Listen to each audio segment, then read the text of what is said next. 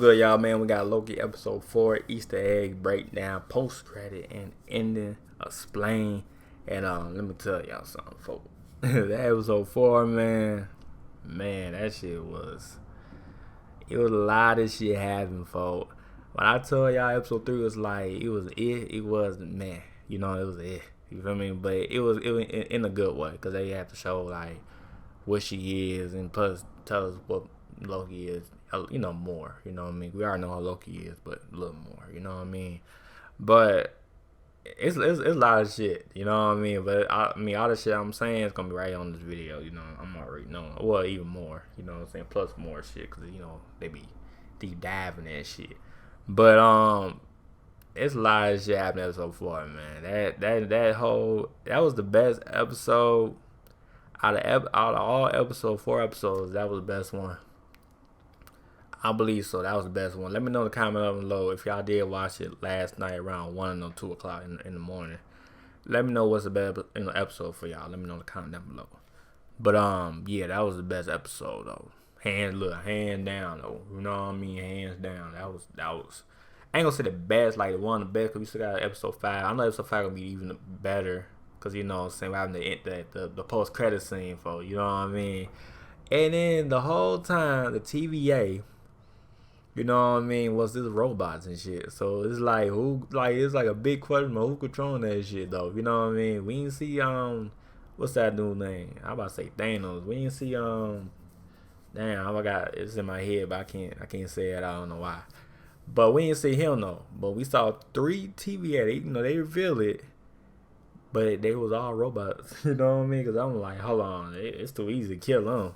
She just put the spare, whatever that thing called, and throw it at their head and cut the neck off. But then they kill Loki, but he ain't dead though. He's somewhere in, like, it's like some weird shit. Because then they had like 3 Loki. It's like, I'm like, what? So basically, they really don't die though. Everything they get stabbed with that thing called, that race or delete shit, they stay alive somehow though. You know what I mean? But they just in another world or some shit. And then Morbius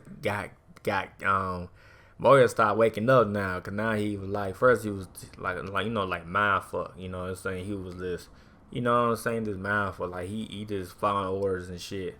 But then when Loki told him like a couple times, he said, hey, I ain't lying. Then he started waking up a little bit, and then he stole the time thing to, you know, from her. And then, you know, like, he's smart. He's smart with it. He like, all right. He said, hold on. You like, hold on. You wanna put the trophy at somewhere? You know what I mean? When he said she put the trophy at, he switched right quick. He like, oh.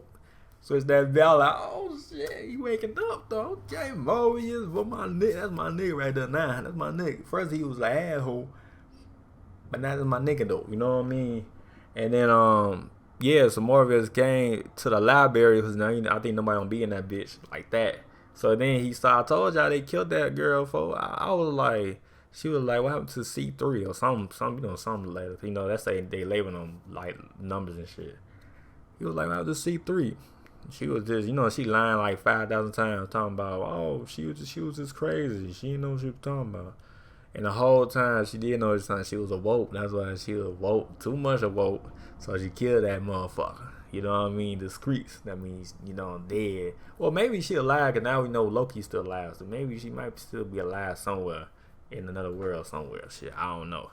But yeah, and then that's why then she found out, like, she's smart too though. I ain't gonna lie, she's smart too. She found out, then she just zapped his ass. Like, she just pondering, and then he gone.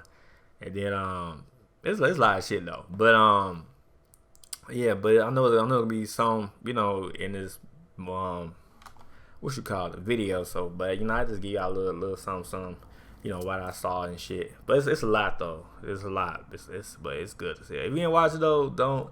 Just skip this part, alright? But if you did though, then, you know, comment below what y'all think, you know, in the comment below. But yeah, the episode 4 was like this, like a roller. Somebody said in the comments like a roller coaster. It was though. It was like up and down type shit. And then my boy Loki trying, you know, get a good groove on, for trying to get a little kiss on, getting some She Loki and shit. I see you, my boy. I see you, my boy. But check the video, man. Yeah, let's get it.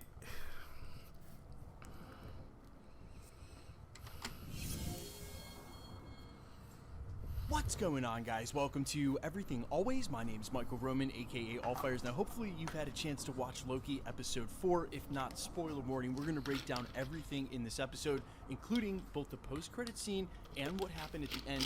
We'll explain what I think is going on. Yeah, and I want to know what happened to the end, though. The end was like, he woke up. He was like, man, I'm in hell.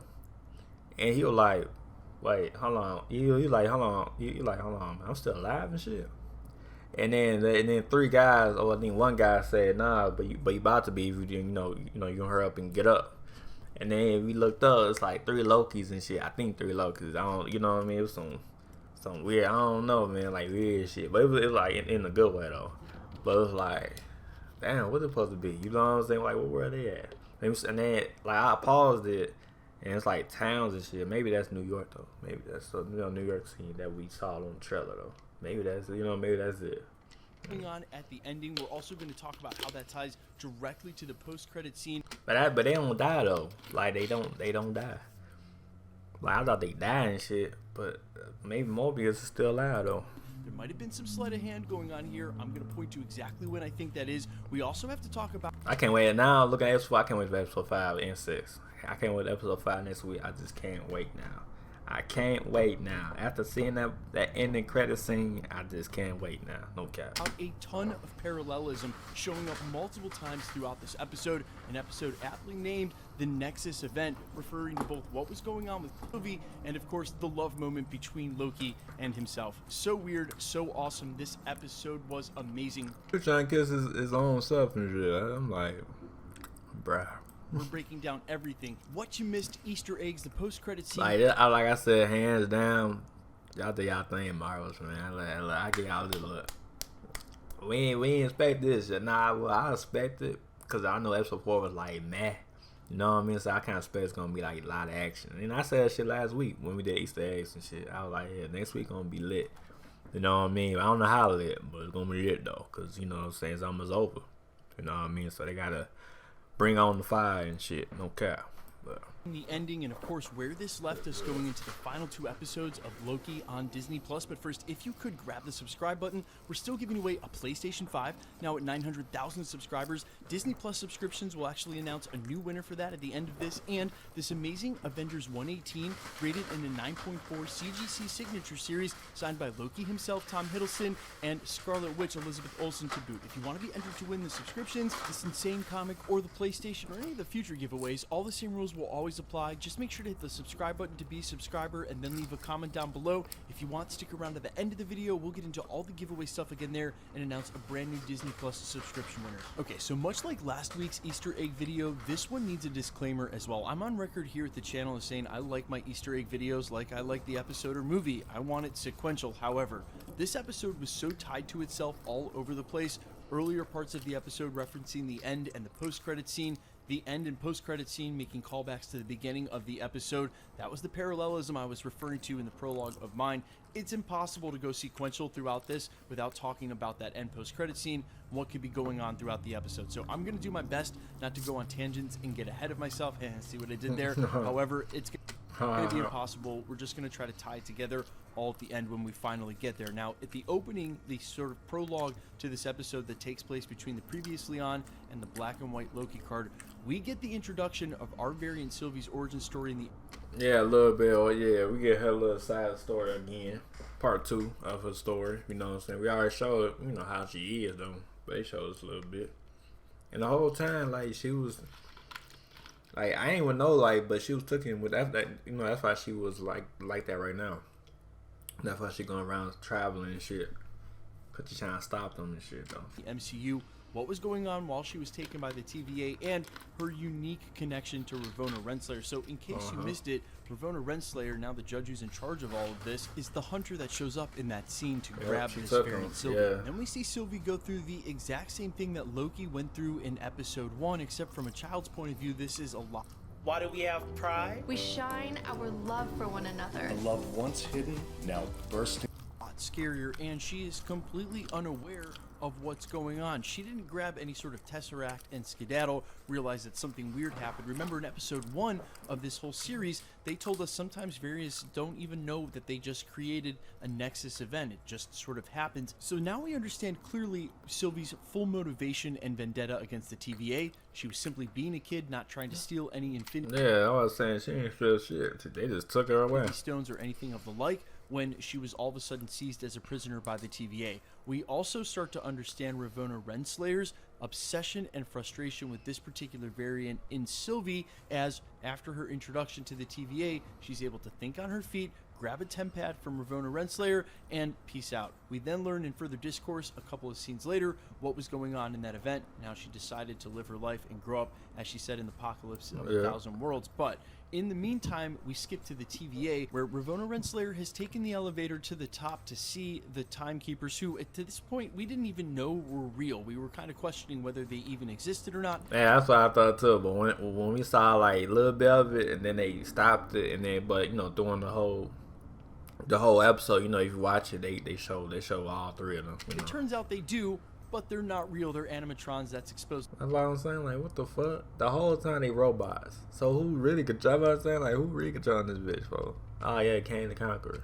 Later in the episode, nah, we'll talk about that this. when we get to that scene. In the meantime, the trepidation that you can read on Ravonna Renslayer's face is because it was just established that this variant Loki Sylvie that's causing all of these problems was her mistake in the first place. So that's what you see on her face. Oh as she yeah. approaches the timekeepers, most likely for her yeah. admonishment. Makes sense. Now, in the couple of scenes that sandwich the next reference to a Nexus event in that love moment between the two Lokis, which we're about to get to, you start to see it unraveling at the TVA. Mobius is questioning Ravonna Renslayer. You then have See, Mobius started being smart. I'm telling y'all, well, Mobius started waking up a little bit. You're like, what the fuck going on? Hunter B-15 questioning Mobius about Hunter C-20, most specifically because she remembers the enchantment herself. She probably wants to talk to Hunter C-20 and figure out if they have anything in common or what happened. They can talk about their experiences. He has to hide from her that she's been deceased, that he learns from Ravonna Renslayer, but he doesn't quite buy that, because even though she was a little shook up, as he puts it, she shouldn't have been killed. So all of the paranoia that's starting to set in, that was literally the words used in the official synopsis for this episode, you can see it starting to unravel with certain members of the TVA. And I want to get back to a certain line from Mobius when he was talking about that jet ski for the very first time, I believe in episode 2. His language was very peculiar because he points to a jet ski as the perfect marriage of form and function, but then also says that he's happy to be born into his form and function in the TVA, when really those are opposite images. And we've talked about this, right? There's a paradox there. A jet ski is a symbol of freedom. You can go anywhere and do anything on open water, except the TVA stands for predeterminism and nobody being free at all. They're literally the antithesis of each other. That revealed something about Mobius, and much in the way that Sylvie is starting to turn these hunters with enchantment, reminding them of their memories, his friendship, and that's how they referred to it during the dialogue here in this episode. Loki is starting to free Mobius's mind, and that's where you're starting to see now the unravelings amongst the hunters and Mobius at the TVA via these Lokis. Now, the next scene is super important beyond just Sylvie explaining what's happened or how she's existed, and more bonding between the two Lokis. All of a sudden, when the heat starts to rise and they really start to make a romantic connection, when they even might kiss, all of a sudden we see the most steep Nexus line, and that's what Mobius refers to it as. Have you ever seen anything like that? There's a reference. This episode is called the Nexus event, and there's a couple of references to Sylvie's Nexus event. We see it in the opener, and then she asks later when they're on the elevator to see the timekeepers what her Nexus event was, because she truly didn't know. And Ravonna Renslayer, snidely sort of minimalizes her entire existence by saying, I don't remember. Maybe she does, and maybe she doesn't. That's not important. The important shade there was saying, hey, you don't matter. Whatever your Nexus event was, it was irrelevant. The real Nexus event that this episode is referring to is the Nexus event that could happen there between the two Lokis that Mobius references later in the episode by saying whatever happened between the two of you, that's what could bring this all down. The power of love between two Lokis is enough to actually break whatever the TVA is trying to stop. And that's where you have to start to think about what's the intention of the TVA. And that's what the new scenes in this episode from here start to unravel when we go to the Timekeepers and we learn that they're just animatrons, that they're literally just, we sort of guessed this, right? Wizard of Oz, they're just machines. They're just a mouthpiece for somebody else, much the way the TVA is set up from someone else who's got one predetermined idea of how the timeline should go, and anybody who would sort of do anything to mess that up is going to become either a member of the TVA working for them, or maybe in one of these time prisons, which we get our second reference to Asgard now. Lady Sif shows up, an amazing cameo, and we get Loki in a time loop. Now, this is referencing a couple of things. Of course, all of the Doctor Strange time loop stuff with what happened with Dormammu and the Time Stone also really reminded me of Black Mirror. If you've ever watched the series, this was something that they were able to do. Put someone in an infinity loop as long as they wanted. Now, you think you see some sort of maturation in Loki as he's sort of exclaiming that he understands exactly what's going on, but it's the dialogue from Sif that's starting to drive home a point and really wraps up this entire episode. And God, I know I am jumping around all over the place, but it's impossible to sort of talk about this stuff, like I said, without talking about the rest. She keeps driving home the point: you are alone, and you always will be. David, you know, we come out here for the winter to be with you, and it's like you're not even here. You are alone, and you. That's what I'm saying. She keeps saying it over and over. I mean, of course, but yeah. But think about this. Didn't we just see that he wasn't alone? In fact, he admits that it's new to him, but he's found his partner in Sylvie. And once they connect, the Nexus event that's created is insane. So in fact, no, he won't always be alone. And then we start to think about the intention of the TVA seizing these Loki variants.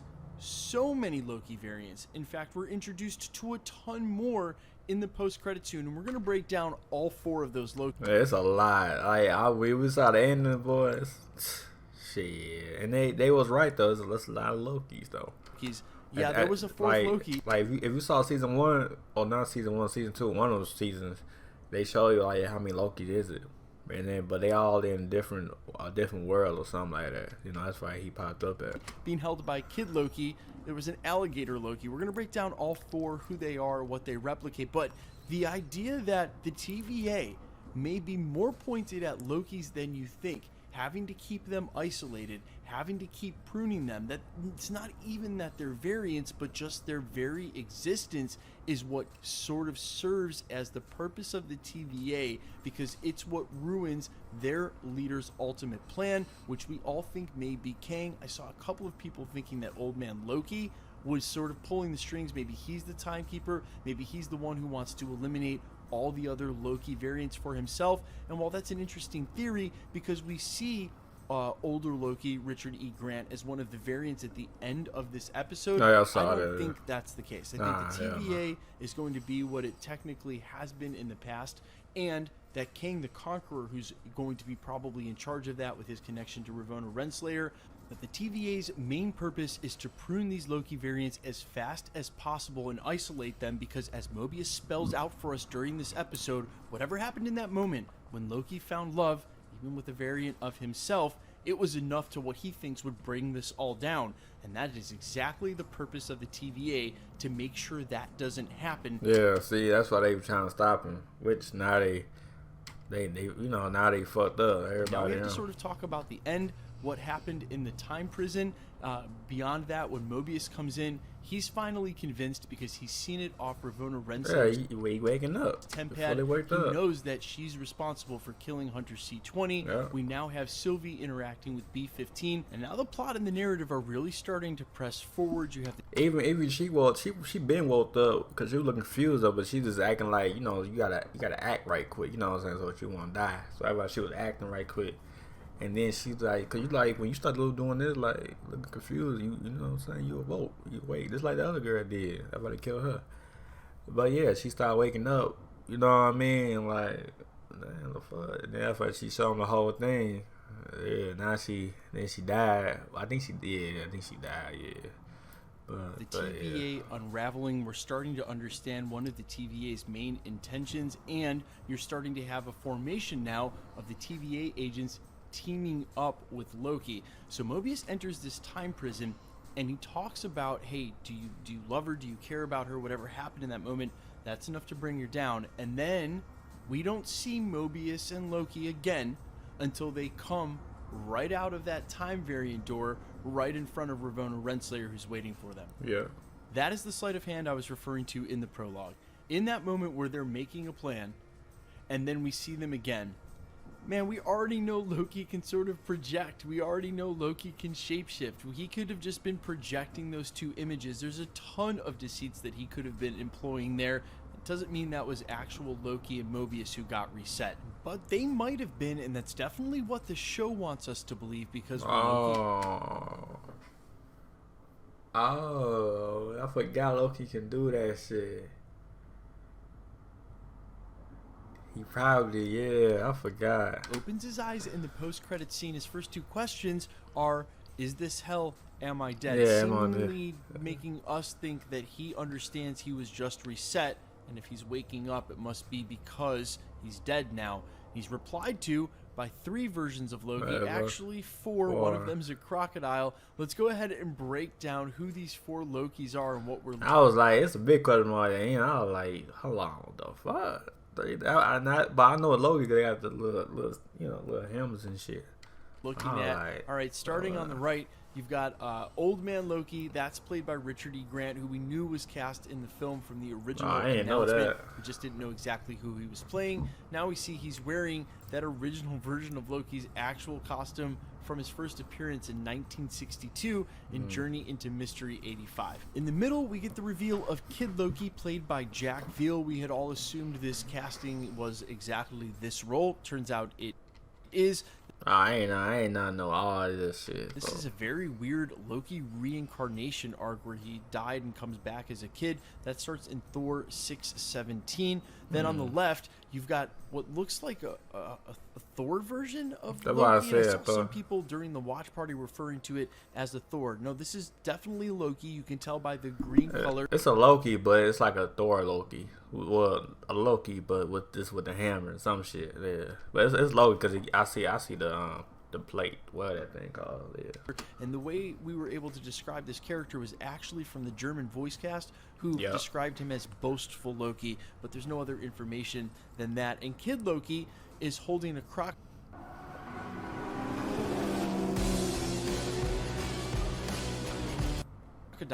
but that crocodile has horns on his head. So it's clearly a crocodile version of Loki, which matches up perfectly with the frog version of Thor. Now, I don't think it's as important that these specific Lokis are the ones that show up. I think they're just really awesome Easter eggs for variants of Loki that we've had. And then we see it. I look at the picture. I said it's probably New York because we see I think, what's that tower called? Avengers Tower, I think that's Avengers Tower. Comics throughout the ages, modern all the way back to obviously the Golden Age. But it makes you think about what pruning might actually be, what happens to people when they are pruned and reset. And again, remember. So basically, they don't delete their self. Like, they don't be gone. They just reset their time, whatever that shit called. I told you, isolating the Loki variants and getting rid of them may be the whole point of the TVA. But what if uniting 2 Lokis were able to cause this Nexus event? What would happen if you united a ton of Lokis? Perhaps this is one of 2 things. It either makes me think immediately this is a resistance to the TVA set up by Lokis for Lokis. As Loki variants are pruned, they're somehow intercepted and brought here to join the cause. Or, and I think this is much more likely the case as I brought up in this video just moments ago, I think when we see Mobius reach out to Loki after he enters the time loop prison and says if you care about her, that's the way to bring them down, and they hatch a plan, I think the next time we see them stumble out of that time variance door, that their plan is already in motion. And the plan may have been the entire time to get Loki here to try to rally all of these Loki variants wherever this place is, wherever this cast-off point is, to try to rally all of them to bring them together, because it is a group of Lokis is what's needed to break the TVA.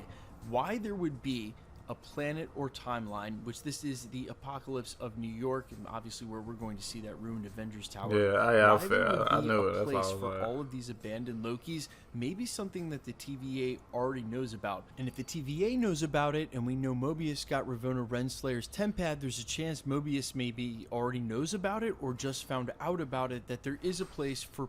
Nah, he found out about it, because if he know about it, he won't be, you know what I mean, be like that. Nah, he found out. But he found out at the last minute, though. You know what I mean? Lokis. If the whole point of the TVA is to prune Lokis, and these other variants are enlisted to work there, and the Lokis, again, are the whole focus, then there might be a place that the pruning Lokis go. A cast-off place, like a holding cell, like a Ghostbusters containment unit, and now all of a sudden, Loki's in that place. Mobius knows getting reset would be the way to send him there, so he allows him to get reset. Of course, that doesn't lessen the emotional pull of watching Mobius and Loki both get reset, but this is after Mobius reaches out in the time prison to sort of set up a plan. And again, I think the next time we see him for the third time in this video, that plan is already in action. The variants of Loki being presented in this episode, and Loki in general, I have had some ideas about what was going on with the Timekeepers. There have been a ton of theories out there, and maybe some of them may still hold true, but now we know that the Timekeepers, like Wizard of Oz, were just a front piece for whoever. You know what I'm saying? They just was robots, for. I'm like, bro, the whole time we thinking like they some guys, you know, some guys and some shit. The whole time they robots and shit. Like the whole time, like. Yeah, you know what I mean? Like, so who really controlling? That's a big question mark right there. We gotta find out. The TVA from behind the scenes, and I think this brings in a couple of major players. Obviously, King running the TVA, hunting variants of Loki, because Loki is always the reason King can't get the timeline to work out the way he wants, and this is an amazing callback to the scene on Lamentus 1 at the beginning of this episode, and explains how it all works together. When Sylvie says the universe wants to break free, so it manifests chaos, like me being born the goddess of mischief, she's not making a metaphor, she's not equating the two, she's literally saying one causes the other.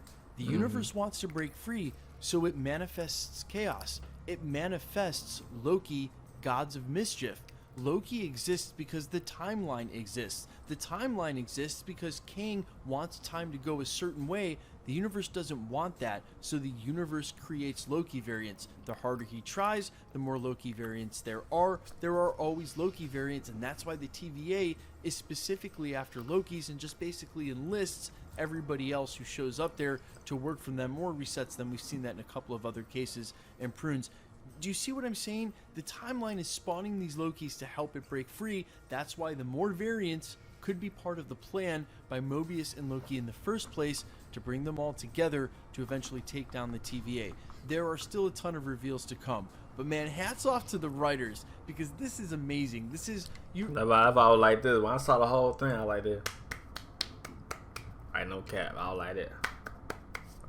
You're getting such a deep level of writing and resolve. It's not just the writing and the amazing reveals, it's the resolve. The fact that they can build this tension and resolve it build like up. a master composer. This is the kind of writing I expected out of Rick and Morty writers.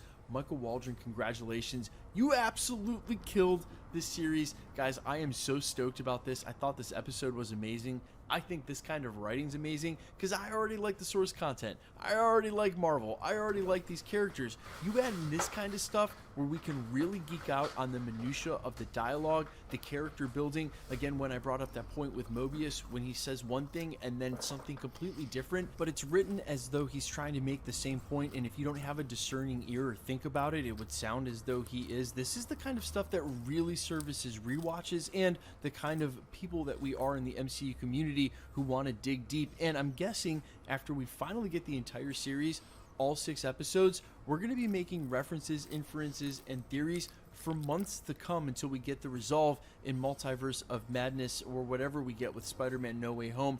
I'm guessing this sort of stuff is going to continue to bear fruit as far as our theories as well, because there's just so much packed in. Guys, let me know all your thoughts down below.